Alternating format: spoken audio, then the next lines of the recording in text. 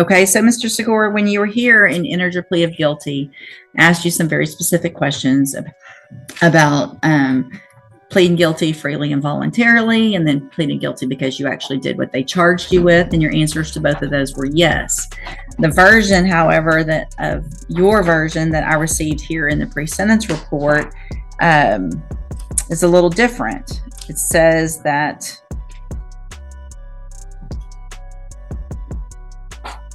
you didn't have the drink until your vehicle was stopped. And so your version, if I'm to believe it, is that you stopped at the Taco Bell.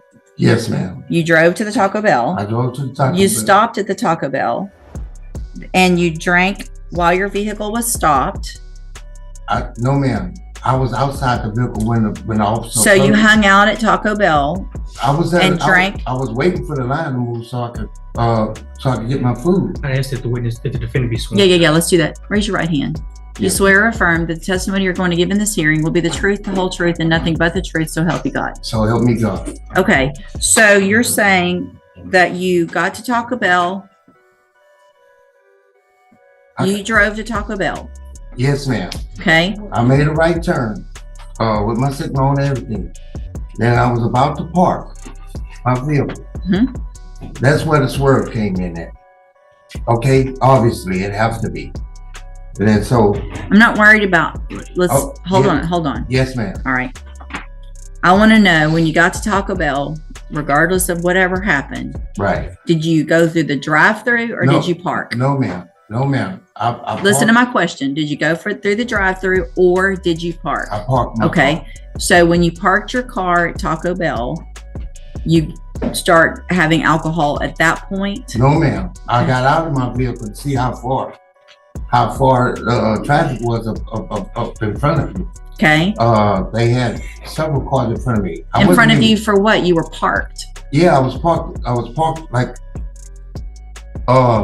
Were you parked in a parking spot or were you parked in the drive-through? I was not exactly in the drive-through. I was at the end of the store. At the end of the store.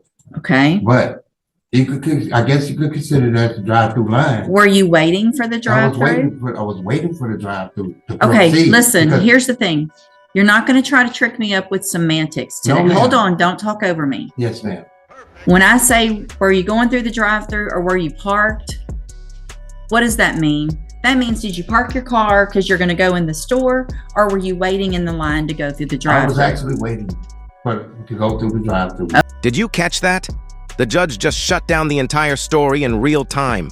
This is the moment courtroom cases turn dangerous for defendants, because once the judge stops believing you, every answer after that gets analyzed harder. And, trust me, she's already seeing holes everywhere in his version. Okay.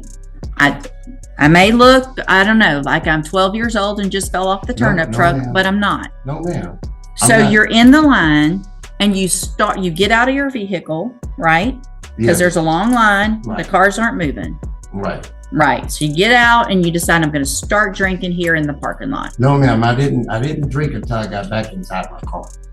Okay. But while you were at the Taco Bell, you started drinking. Had you drank before that? No, ma'am. So you're telling me that you started drinking at Taco Bell? Yeah, I opened the container. That's how the beer came. It was on the floor. So from the time that you started drinking at Taco Bell to the time that the officers got there, about how long was that?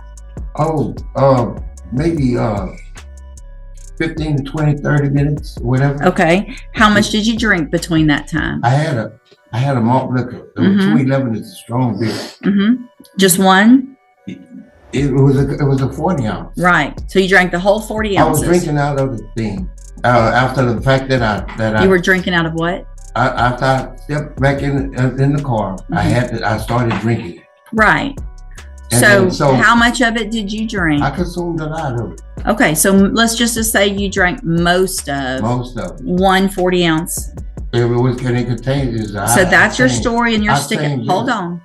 So is that your story, and you're sticking with it? That you drank most of 1 40 ounce beer in about 15 to 30 minutes, and that you hadn't drank anything before then? No, except for that night before, about 2 o'clock that morning, and then whole blood.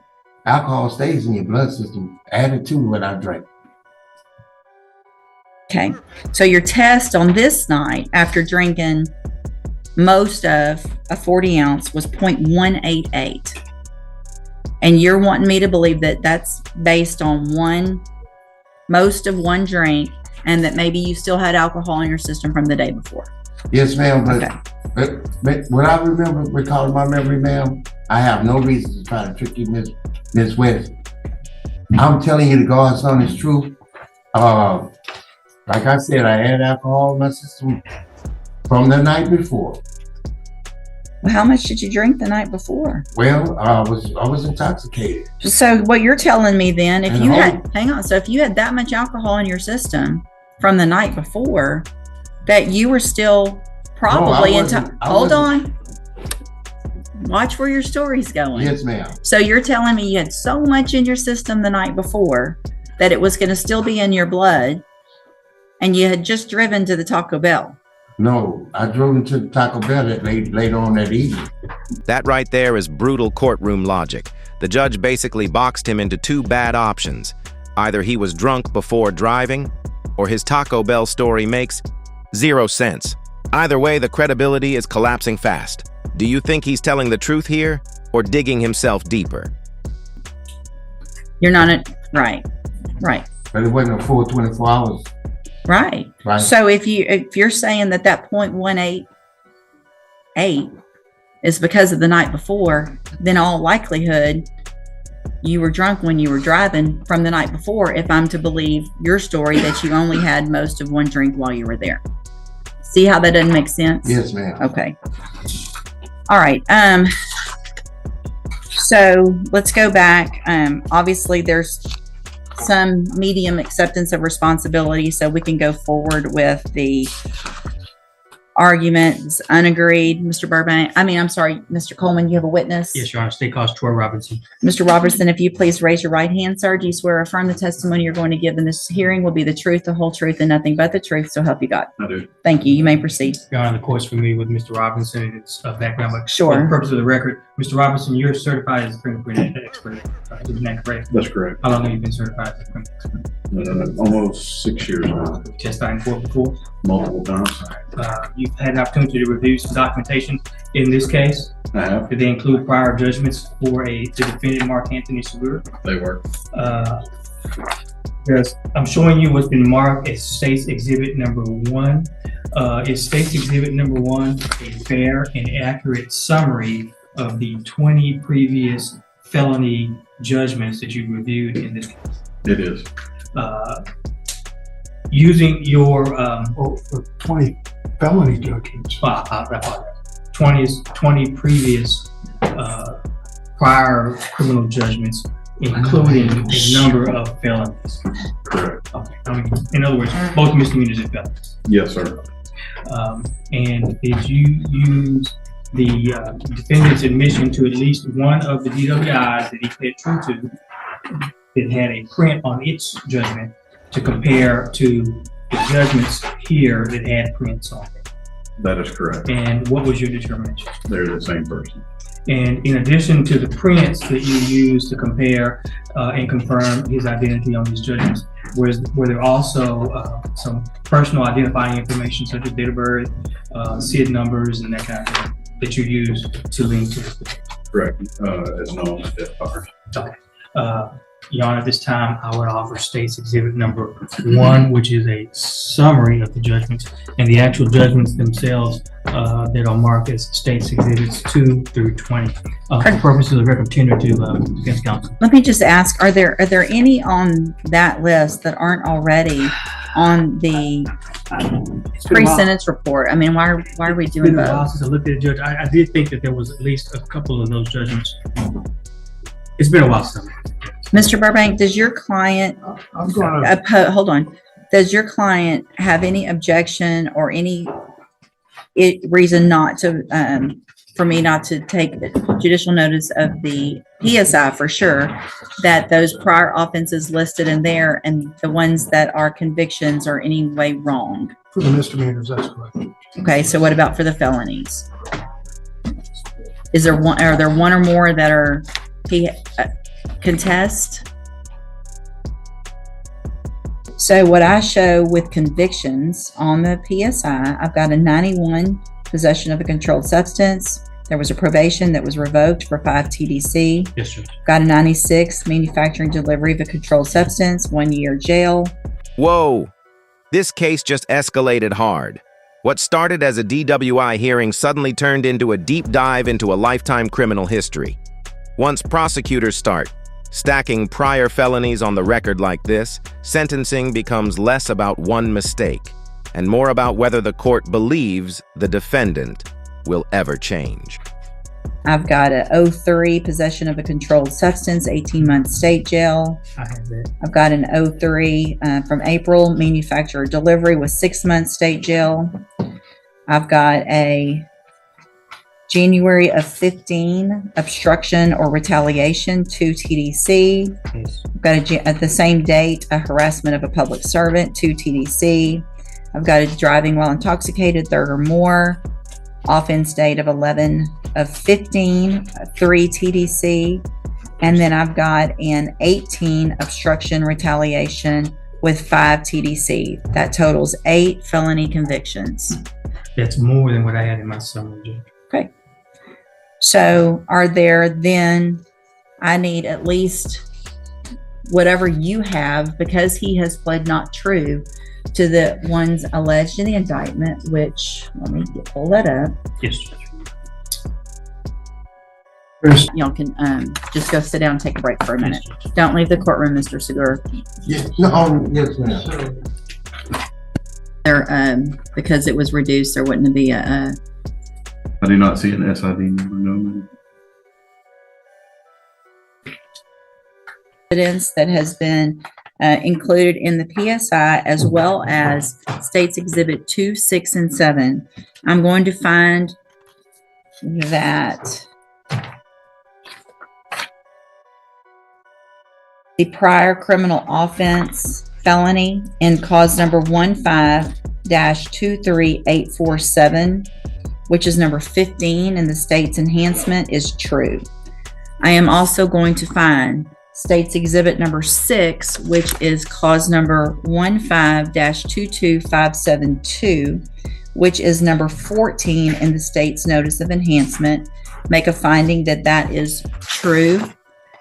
In addition, State 7, which is cause number 18-30235, which is number 16 in state's notice of enhancement, I am also going to make the finding that that is true. So that are those 3 prior felony offenses. I have made findings of true. I am taking into consideration all of the other ones, with the exception of state's number 5, which has not been introduced, but that was, we discussed, which is cause number 60328. I am going to make a finding of not true because I don't have enough evidence in that. It sounds like in that judgment to link Mr. Segur well enough to that offense. Everything else I'm taking notice of for punishment purposes. And I know this is minor, Judge, but does that include the 2096, let me show you, in the PSI, in which he received 1 year before we believe, before the state jail? I just said that a minute ago. So in 96, Okay, that's the one. I'm taking notice that that was reduced and is not a felony. So, and what that means is that it appears as though there are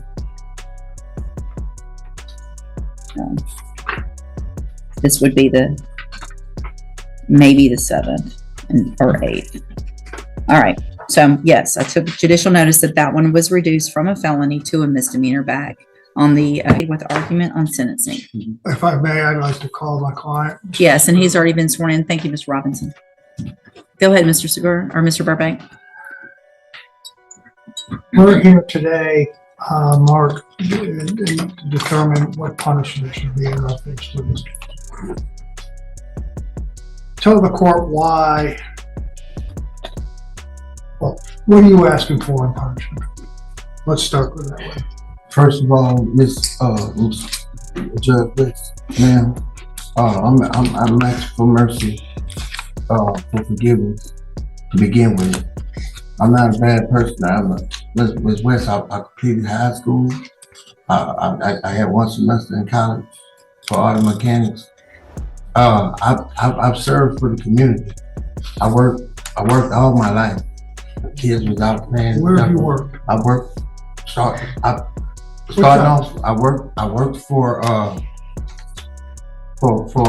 Little and Willis when I was a kid at the age 15. After that, I graduated and I continued working. I've been working in the plant for over 30 to 40 years.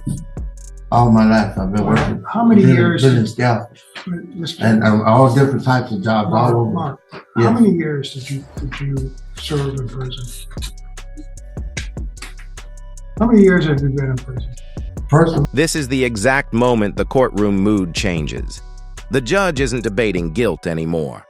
She's measuring accountability. And when a defendant keeps minimizing past convictions after pleading guilty, judges often see it as refusal to accept responsibility, which can seriously impact sentencing. How many years have you been in prison? all together with everything, I done did over 10 years. Okay, and how old? I'm 58 years old. 58 years old, and for 10 years, you've been in prison in DWIs and other things. So what mercy are you asking for from this court when you have 19 misdemeanors and 6 or 7 felonies? Why should she consider something less? I mean, give her a reason why. Miss West, What's changed? I didn't do half of the things that they say I did. Mark, you pled guilty to him, okay? That's Yeah. over with, right? The day for you, in reference to court, the day for you to say, I didn't do this is over. You accepted a plea, okay? I mean, let's cut to the chase here, Yes, because she could find the allegations, well, she did, the true and under consideration, and it's 25 to life, yes. okay? And I guess the most you've had up until this point is 5 years, correct? Yes. Okay, so now let's go first to when you were arrested. Were you working? I'm receiving disability. I can't work no more. Okay, what is your disability? I got rheumatoid arthritis. I got prostate problems.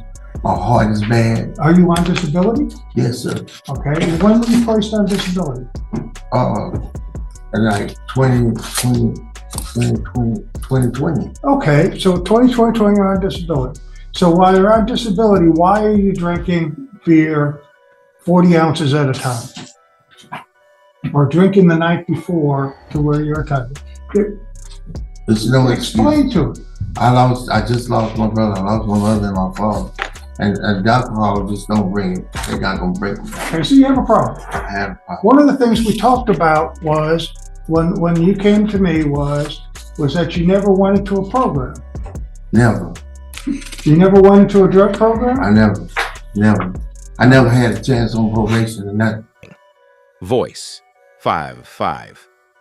Listen carefully to what the judge is saying here. She's not just angry about the crimes, she's frustrated by the denial. In sentencing hearings, honesty can sometimes reduce damage, but fighting obvious facts after multiple convictions, that almost never ends well. Well, you got. Well, what about when you weren't on probation? What about the times when you weren't in prison? You knew you had a problem and you wanted to stay out of prison. Yeah, well, I got a device since I've been home. What do you? No, what? That's since you've Oh, been yes, in. ma'am. I tried. I'm talking about the rest of your life. I'm talking about the times that you got Yes, ma'am. arrested 43 times for public intoxication, 39 traffic offenses, 17 times you didn't appear in court, 5 disorderly conducts, 4 open containers. I mean, these are the ones that aren't even listed on the pages. Yes, ma'am. Pages. Miss West. They have 5 different other marks here. Okay, so you're gonna In the stick with system. that this isn't you. No, ma'am. I'm not making no excuses. I have very much high respect for the Well, officer but- of the law. Okay. Do you Okay. really? You Yes, do? ma'am, I do. So that's the 19 misdemeanors, the assaults, the terroristic threats, the I- trespassings, the 1, 2, 3, this is your 5th DWI, your 2nd felony DWI. By what you need to understand Yes, ma'am. is that by not really taking personal responsibility and making us go through this circus that we've been going through now for an hour and a half of trying to prove that you actually have been convicted of felony offenses, Yes, ma'am. when you know darn well that you have, Yes, ma'am. makes no sense to me. Yes, ma'am. Mr. Coleman, I have no questions for the argument. Just briefly, Judge, you have everything you need, Judge. We're asking that you sentence this defendant to the minimum of 25 years. He put himself in this situation, Judge. If I Go may, ahead. Judge. One of the things in reference to the priors, maybe semi my fault, Judge, because if I did not object to him, to me, it would, and he pled true to him, then it would automatically go to 25 to life without the consideration of full range. He's got a problem, and he spent most of his life in and out, and it's alcohol related. I throw one thing out, Judge, but it is alcohol, and he was in a vehicle, and there is a big risk. 25 years. And notice the judge's final words.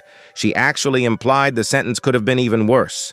That's how severely repeat DWI offenders are treated when courts believe public safety is at risk. One decision after another. And now the consequences become permanent. In this is that you place him on 10 years deferred probation, you find true to the allegations, you send him to safety, but if he screws up, he's looking at a minimum of 25 to life if you find those true, so that if he comes back. Here's the problem is that we don't know what happens when he comes back, what the new offensive violation is in reference to this. But I've done it before, Judge, in other courts where you could give him deferred. And I can't give deferred on a driving while intoxicated. Now, we've done that on other types of, you're starting with the beginning of this hearing when we were going through the, just the nature of the offense. Yes. Starting there, we went down the wrong path. It makes no sense. I don't believe it. It doesn't add up to what your blood alcohol level was. How you say what happened that night doesn't line up. It just doesn't. I get that 40 ounces is a big beer, but if you've been an alcoholic for as long as you're talking about, that's not going to get your blood alcohol to what it was that night, which was almost a 0.2. It was a 0.188. And I have already found those 3 prior offenses true. Those are all felony offenses from different conviction dates. I'm going to find that you previously entered your plea of guilty freely and voluntarily, find sufficient evidence to find you guilty, and at this time find you guilty of driving while intoxicated, 3rd or more. I'm going to sentence you to a term of 25 years in the institutional division of the Texas Department of Corrections. In my opinion, you're lucky that Mr. Coleman asked for 25, because I'm not sure that you really even deserve that with your criminal history and with how you have refused to accept real responsibility. You will receive credit on this sentence for any time that you've been in custody, that the law gives you the right to receive